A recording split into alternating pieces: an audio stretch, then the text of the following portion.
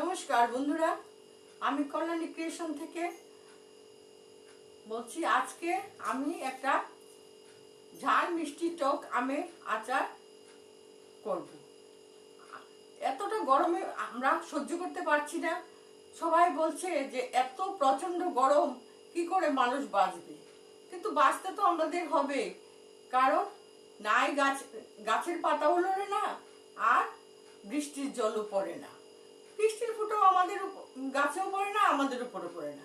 তাহলে তো মাটিও উত্তপ্ত হয়ে যাবে, আমরাও উত্তপ্ত হয়ে গেছি।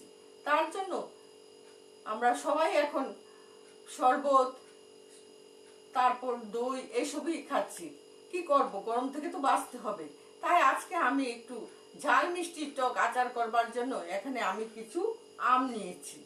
আমগুলিকে এখন আমি কেটে নেব। তাই বন্ধুদের বলছি, মনোযোগ সহকারে আমার চ্যানেলটা একটু লক্ষ্য করুন।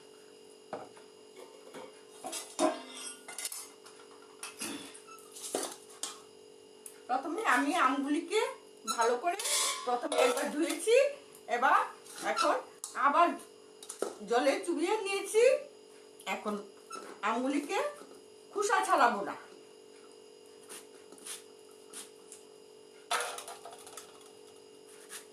খোসা না ছাড়িয়ে আমগুলিকে আচার করব। অনেকগুলি আমের মধ্যে এখন আটি হয়ে গেছে, যে আটিগুলিকে বাদ দিতে হবে। তার জন্য সাইড থেকে যতটুকু পারি ততটুকু কেটে নিচ্ছি।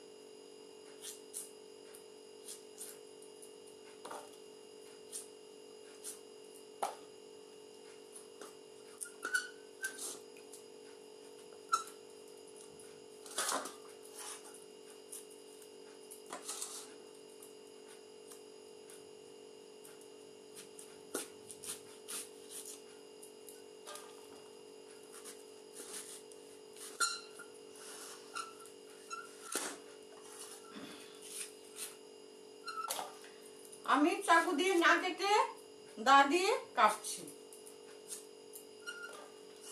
আমগুলি কিরকম টক হবে আমি এখন বুঝতে পারছি না। বেশি টক না কম টক তাও বলতে পারছি না।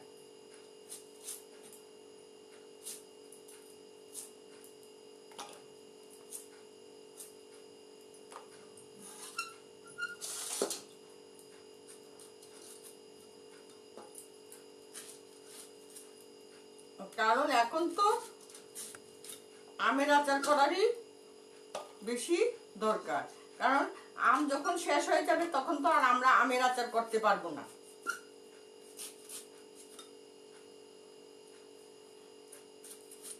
তাই আমি বন্ধুদের ওই দিন দেখিয়েছি যে আমপুরা শরবত কতটা টেস্টি।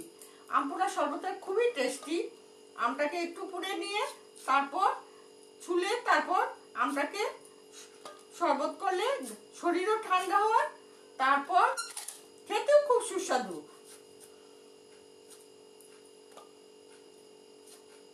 যখন আমরা বাজার থেকে আমের শরবত কিনে আনি সেই রকমই কিন্তু তৈরি হয়, তার থেকে খুব বেশি টেস্টি হয়।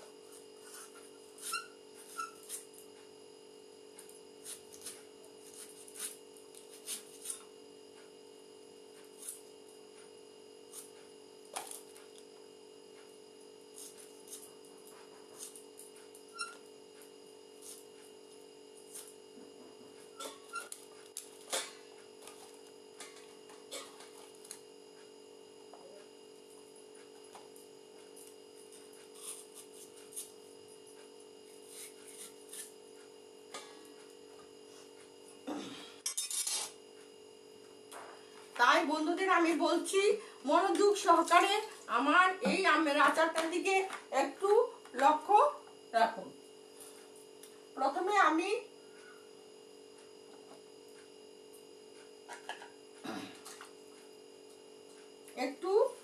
গুঁড়া ভেজে নেব।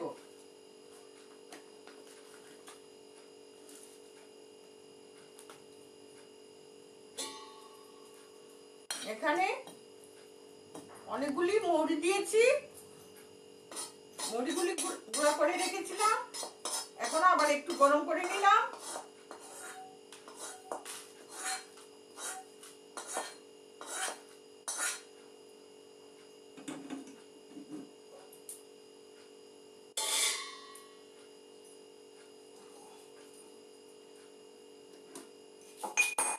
কিছু শুকনো লঙ্কা ভেজে রেখেছি, শুকনো লঙ্কাগুলি আমি একটু থেতো করে নিচ্ছি।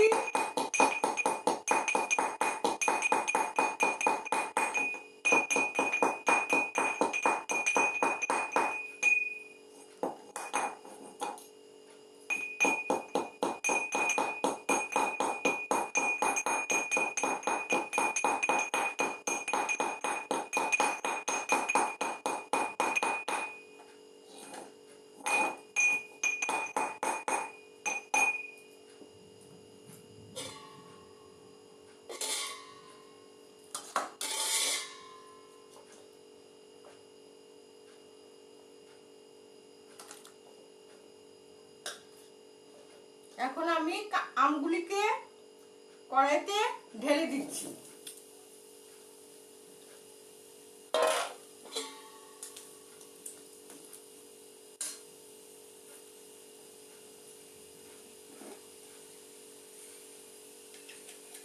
তাতে কিছু লবণ দেব।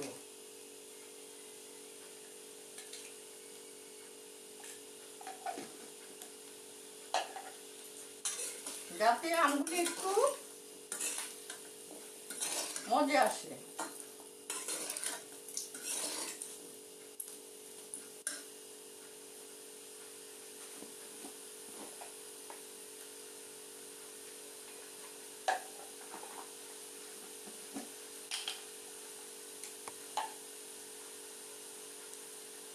একটু হলুদ ছড়িয়ে দিচ্ছি যাতে রংটা একটু সুন্দর আসে।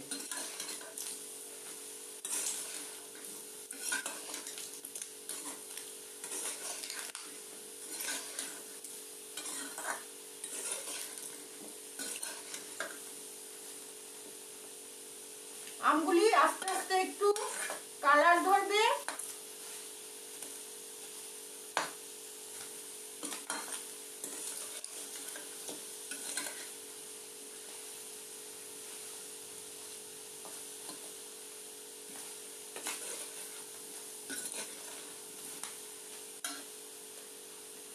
অল্প পরিমাণ একটু জল দেব যাতে আমগুলি একটু সিদ্ধ হয়ে যায়।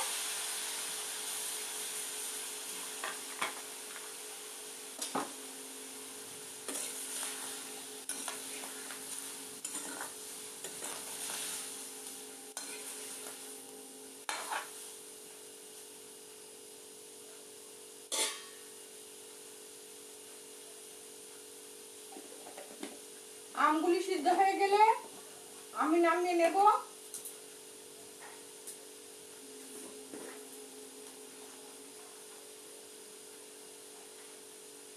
আর একটু লবণ দিয়ে দিচ্ছি, হয়তো তারপরে লবণ দেব না, কারণ আমগুলি টক না মিষ্টি আমি বলতে পারছি না, তার জন্য একটু লবণের মাত্রাটা বাড়িয়ে দিলাম। এখন তো আম টকই হবে যেহেতু কাঁচা আম।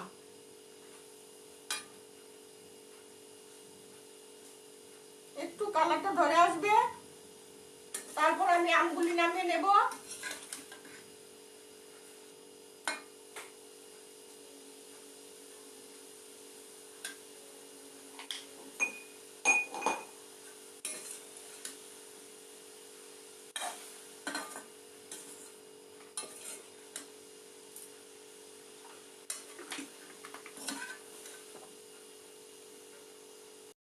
বন্ধুরা, এখন আমগুলিকে একটু অল্প লবণ দিয়ে অল্প পরিমাণ জল দিয়ে একটু মানে কালারটা একটু চেঞ্জ করে নিয়েছি। যেমন সবুজ কালারটা ছিল, একটু কালারটা অন্যরকম হয়ে গেছে, একটু সিদ্ধ সিদ্ধ প্রায় হয়ে গেছে। এখন আমি কড়াইতে তেল দিয়েছি, সরিষার তেল। যাতে আচারটা নষ্ট না হয়। যদি আমরা আচারে তেল দিই তাহলে কিন্তু আচারটা নষ্ট হয় না। এত কষ্ট করে আচার করব, 6 মাস 7 মাস 1 বছর যদি না যায় তাহলে কি করে আমরা আচার খাবো? তার জন্য কিছু পরিমাণ সরিষার তেল দিলে আচারটা নষ্ট হয় না।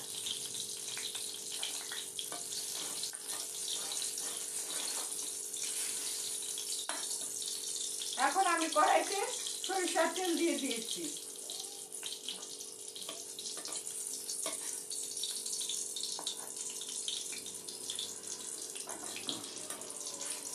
প্রচন্ড গরম, আকাশ গুরুম গুরুম করে ডাকছে, কিন্তু বৃষ্টি দেখা যাচ্ছে না। কোথাও কোথাও হয়তো বৃষ্টি হচ্ছে, আমাদের এখানে শব্দ হচ্ছে, মেঘের ভীষণ গর্জন। তাই তেলটা এখন ভালো করে গরম হলেই আচারটা হয়ে যাবে। বেশি সময় লাগবে না, কারণ কিছুটা সিদ্ধ হয়ে গেছে।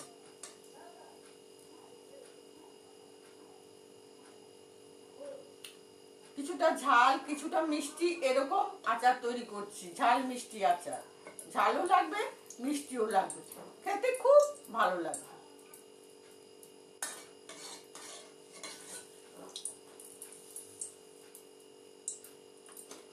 তেলটা গরম হয়ে গেছে, এখন আমি আমগুলিকে তেলের মধ্যে ছেড়ে দিচ্ছি।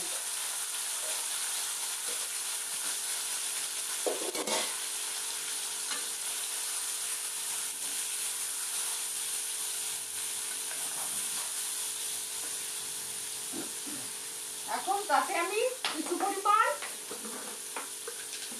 চিনি দিয়ে দেব।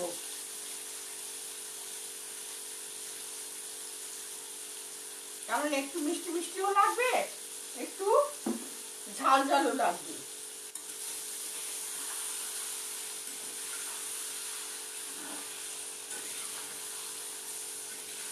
এটা টকের মাত্রা বুঝে দিতে হবে, তবে আমটা আমি খেয়ে দেখি নাই, তার জন্য একটু মিষ্টিটা দিতে হচ্ছে। তার মধ্যে কিছু গুড় আমি ছেড়ে দিচ্ছি, কারণ গুড় সঙ্গে দিলে, চিনির সাথে দিলে আচারটা খেতে আরো খুব টেস্টি হয়।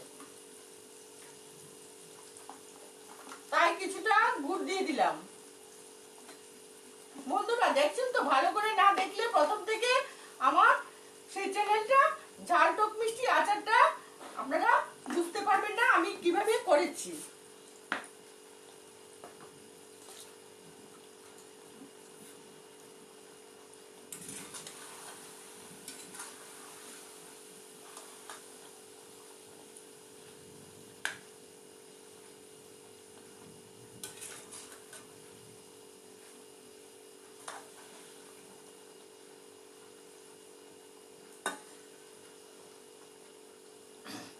আমের আমরা কি করি, ভ্যারাইটিস আচার করি, ভ্যারাইটিস শরবত করি। কারণ আম দিয়ে অনেক কিছু করা যায়।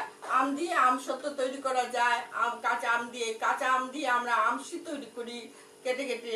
তারপর কাঁচা আমের শরবত তৈরি করি, ভ্যারাইটিস শরবত তৈরি করা যায়, কোনোটা কুচিয়ে কুচিয়ে, কোনোটা পুরা দিয়ে, কোনোটা সিদ্ধ করে, এইভাবে আমরা আমের শরবত তৈরি করি। তারপরে আমগুলিকে চেলে আবার রোদ্রে শুকিয়ে আমরা এরকম আচারও করি। সবাই করে বোধহয়, কিন্তু আমি এই আচারটা করি যে আমটা সুন্দর করে সিদ্ধ করে বা কোরানি দিয়ে পুড়িয়ে রোদ্রে দিয়ে তারপরে শুকিয়ে তারপরে সব কিছু মশলা টশলা দিয়ে তেল দিয়ে মেখে বয়ামের মধ্যে রেখে দিই। সবসময় আচারটা খাওয়া যায়। আমরা তো কুলের আচার করি, সবকিছু আচার করি, আম দিয়েও কিন্তু ভ্যারাইটির আচার করা যায়, কিন্তু কুল দিয়ে তো আর আমরা শরবত খেতে পারি না। কিন্তু আম দিয়ে আমরা শরবতও খেতে পারি, সবকিছুই করতে পারি। পাকলে আবার অনেক শরবত খাওয়া যায়। পাকা আমের তো আরো গুণ বেশি।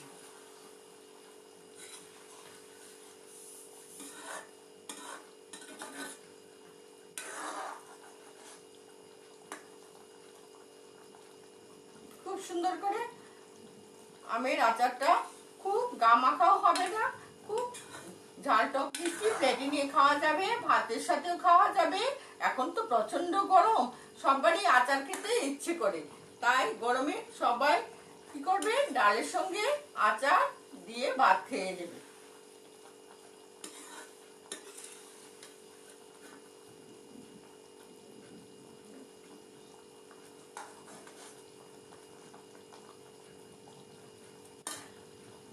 মাঝে মধ্যে আমরা কি করব, বয়ামের মধ্যে রেখে কি করব, রোদে দেব। আচারটা খুব সুন্দর থাকবে, ভালো থাকবে, আমরা সবসময় খেতে পারবো। মাঝে মধ্যে আচারগুলি একটু রোদে দিতে হয়। আমাদের যে মশারি আছে, পুরানো মশারি বা অনেক ওড়নার কাপড়, সেই কাপড় দিয়ে বয়ামের মুখটা খুব সুন্দর করে ঢেকে নিয়ে তার মধ্যে একটা গার্ডার দিয়ে বয়ামটি রোদ্রে দিলে পোকামাকড়ও ঢুকতে পারে না, আচারটা খুব সুন্দর করে রৌদ্র পায়।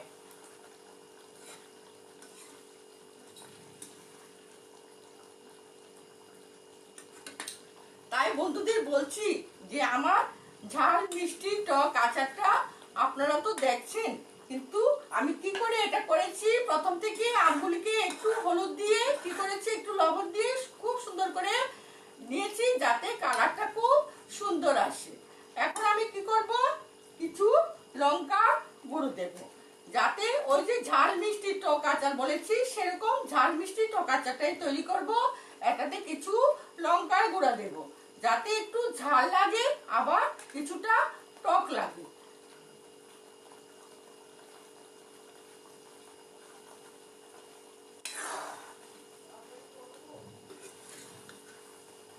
তাই বন্ধুদের বলছি এখন কি সুন্দর কালার এসে গেছে আচারটা, যেন মনে হয় দেখলেই সবাই খেয়ে নেবে। দিয়েছি, এখন আমি কি করব, এখন নামানোর সময় আমার হয়ে গেছে, একটু ঝোল ঝোল ভাব থাকবে। আর কিছু আমি কি করেছি, চিলি ফ্লেক্স দিয়ে দিচ্ছি ছড়িয়ে।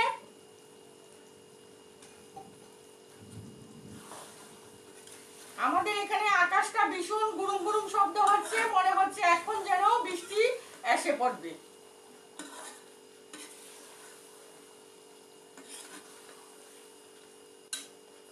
আমাদেরও মনে হয় সেই রিমঝিম বৃষ্টিতে আমরাও ভিজে স্নান করি, এরকম উত্তপ্ত হয়ে গেছে পৃথিবী। এখন আমি কিছু মৌরি ভেজে নিয়েছিলাম, তারপর কিছু অল্প একটু মেথি, অল্প একটু কালো জিরে একসঙ্গে ভেজে নিয়ে গুঁড়ো করে রেখেছি। এখন এটার মধ্যে ছড়িয়ে দিচ্ছি।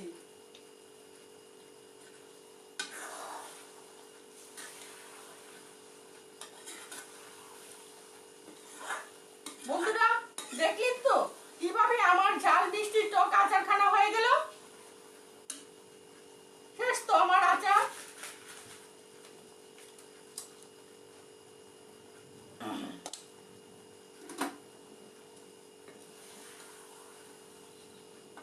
দেখলেন ঝাল মিষ্টি টক আচারটা কিরকম লাগছে আপনাদের কাছে দেখতে, এখন বলুন।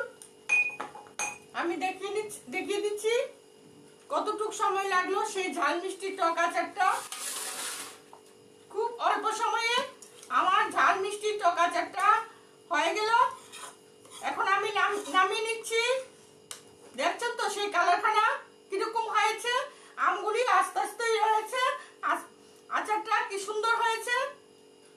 বন্ধুরা সবাইকেই বলছি যে এইভাবে আপনারা বাড়িতে কাঁচা আম, যাদের বাড়িতে আম গাছ আছে তারা আমগুলিকে নষ্ট না করে সুন্দর করে অনেক ধরনের আচার তৈরি করে বয়াম ভরে রেখে দিতে পারে।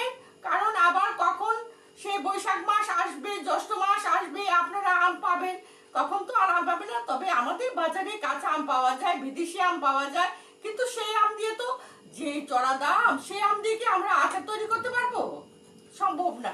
তার জন্য আমরা সেই বৈশাখ জ্যৈষ্ঠ মাসে আমের আচার করে ফেলি। যখন আমের আটিটা বাঁধার আগে আমের আচার করতে খুব আরাম। তাই বন্ধুদের বলছি যে আমার আমের আচারখানা এখন আমি নামিয়ে নিয়েছি। দেখছেন তো বন্ধুরা আমের আচারটা কি সুন্দর হয়েছে। আমের আচারটা কি সুন্দর হয়েছে। এখন আমি একটা প্লেটে আপনাদের দেখিয়ে দিচ্ছি যে কিরকম দেখতে সুন্দর হয়েছে। বা খেতে কিরকম স্বাদ হয়েছে।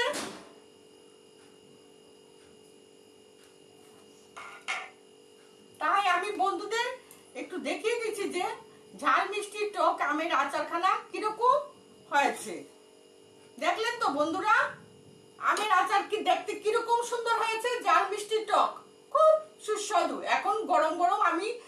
বয়ামে ঢুকাতে পারবো না, কিছুটা পরে ঠান্ডা হবে, ঠান্ডার পরে আচারটা ঢুকিয়ে নেব, কারণ গরম হলে বয়ামটা ফেটে যেতে পারে।